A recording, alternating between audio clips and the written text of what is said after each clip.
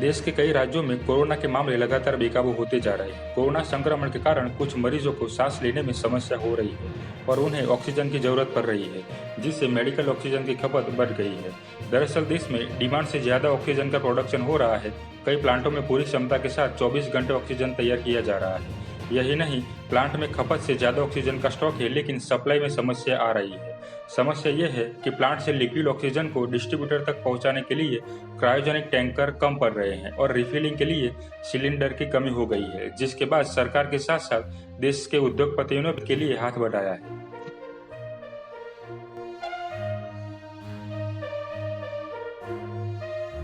आपको बता दें कि पिछले हफ्ते टाटा ग्रुप ने लिक्विड ऑक्सीजन को एक जगह से दूसरी जगह ले जाने के लिए 24 क्रायोजेनिक कंटेनर्स आयात करने का फैसला किया था।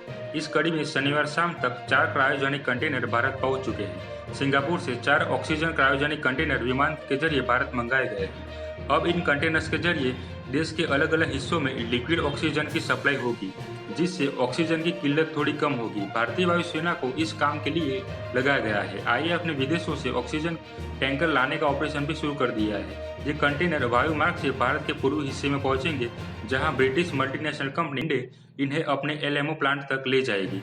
लिंडे के प्लांट में ये क्रायोजेनिक आईएसओ कंटेनर एलएमओ के उपयोग के लिए तैयार और प्रमाणित किए जाएंगे। इस क्रायोजेनिक ऑक्सीजन कंटेनर को ब्रिटिश मल्टीनेशनल कंपनी लिंडे ने बनाया है।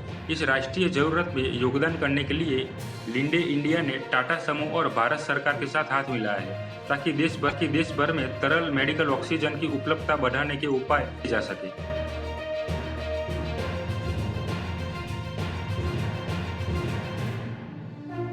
आपको बता दें कि प्रत्येक कंटेनर की क्षमता 20 टन लिक्विड ऑक्सीजन की है। इनका इस्तेमाल ऑक्सीजन प्लांट से तरल ऑक्सीजन भराकर अस्पतालों तक पहुंचाने में किया जाएगा। कंपनी का कहना है कि वह वर्तमान महामारी के शुरू होने के समय से उद्यमों के साथ साझेदारी कर मेडिकल ऑक्सीजन की आपूर्ति तेज करने के नए उपाय करने में लगी है।